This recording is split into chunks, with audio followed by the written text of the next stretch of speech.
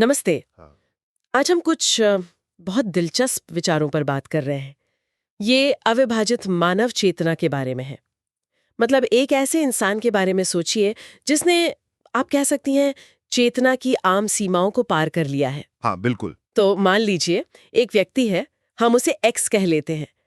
वो जो बनने की प्रक्रिया होती है ना, उससे गुजर चुका है। उसने वो खालीपन, वो मौन अनुभव किया है और एक मूल स्थिति तक पहुंच गया है। स्रोत या ग्राउंड जिसे कहा गया है। हाँ, वही।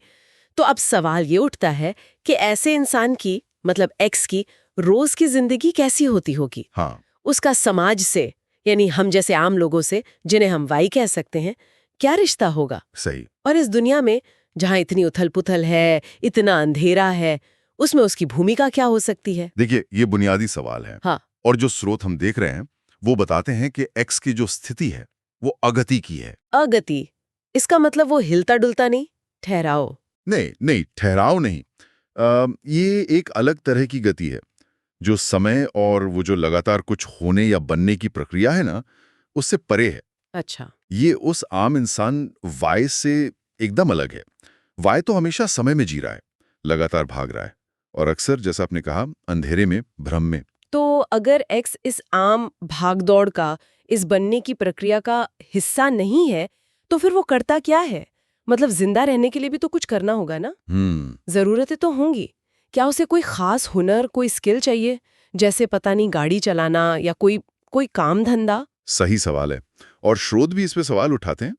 देखिए, हुनर या स्किल जो है वो तो ज्ञान और अनुभव से जुड़ा है ना? हाँ, बिल्कुल। और एक्स तो शायद ये सब चीजें पीछे छोड़ चुका है। तो हाँ, बुनियादी जरूरतें तो हैं ही, खाना, कपड़ा, रहने की जगह। हाँ, वो तो होंगी। लेकिन दिलचस्प सवाल ये उठता है कि क्या जीने का, अपनी जरूरतें पूरी करने का कोई और तरीका भी हो सकता है? कोई ऐसा तरीका जो उस पैटर्न से बिल्कुल अलग हो, जिसके हम आदी हैं? कोई अलग ही ढंग। हाँ, क्या एक्स की जरूरतें किसी और तरह पूरी हो सकती हैं? ये सोचने वाली बात है। और एक्स का वाई से, मतलब आम इंसान से रिश्ता कैसा होता है? आपने कहा वाई तो अंधेरे में है, बंटवारे में जीता है। एक्स इन सब से परे है। बिल्कुल।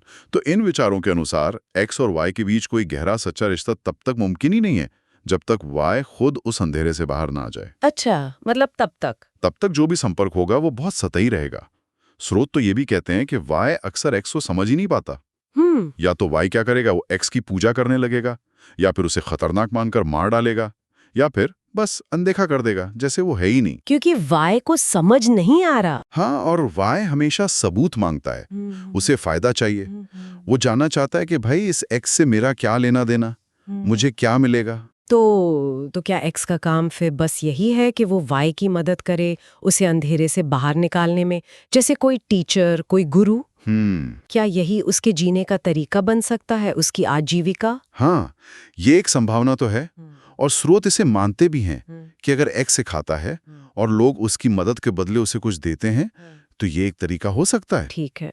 यहाँ तक कि ये भी कहा गया है कि अगर समाज में ऐसे कुछ लोग हों, शायद 10 लोग भी, जो इस अविभाजित चेतना में स्थित हों, सिर्फ 10? हाँ, तो वो मिलकर एक ऐसी क्रांति ला सकते हैं, एक ऐसी शक्ति बन सकते हैं जो इतिहास ने पहले कभी ना देखी हो। लेकिन एक मिनट, क्या ये भूमिका, मतलब सिर्फ सिखाने की भूमिका, ये उस विशालता के सामने थोड़ी थोड़ी छोटी, थोड़ी सीमित नहीं लगती? सीमित है, ये थोड़ा पता नहीं कमजोर सा लगता है ना? बिल्कुल सही।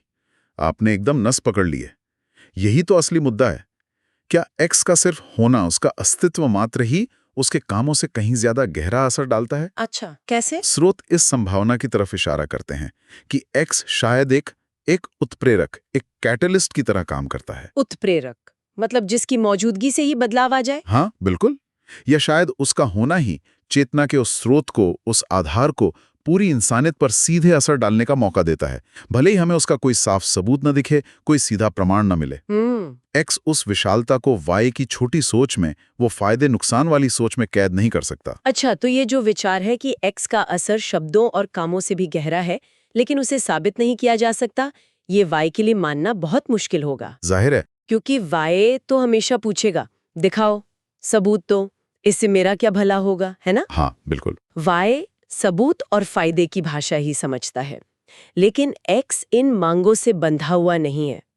जैसा इन स्रोतों में कहा गया है, एक्स बस रोशनी लाता है। सिर्फ रोशनी लाता है। हाँ, उसका काम उस विशाल असीम संभावना को दुनिया की छोटी मोटी चिंताओं के स्तर पर खींच कर लाना नहीं है। तो फिर आखिर में हम कहाँ पहुंचते हैं? क्या एक्स का काम बस इतना ही है, रोशनी लाना? और क्या दुनिया को बदलने के लिए क्या ये काफी है? देखिए, इन विचारों में एक उम्मीद तो है। उम्मीद ये कि अगर कुछ लोग, शायद मुट्ठी भर, जैसे कहा 10 लोग ही, सचमुच उस विशालता को सुनने लगें, मतलब उसके प्रति पूरी तरह खुल जाएं, समर्पित हो जाएं, तो शायद इंसानियत का जो रास्ता है विनाश की तरफ, वो बदल सकता है। लेकिन ये सुनना सिर्फ कानों से सुनना नहीं है। नहीं, बिल्कुल नहीं। ये उस विशालता के साथ एक हो जाने जैसा है। तो आज की चर्चा को हम यहीं रोकते हैं, शायद इसी गहरे सवाल के साथ। हाँ, कि क्या उस व्यक्ति का अस्तित्व जो हमारी रोजमर्रा की सोच और चेतना से परे जा चुका है, क्या उसका सिर्फ होना ही अपने आप में एक ऐसा शक्तिशाली कर्म है जो दुनिया को बदल सकता है? भले ही हम उस बदलाव को तुरंत देख न पाएं या नाप न सकें। वाकई ये सोचने वाली बात है।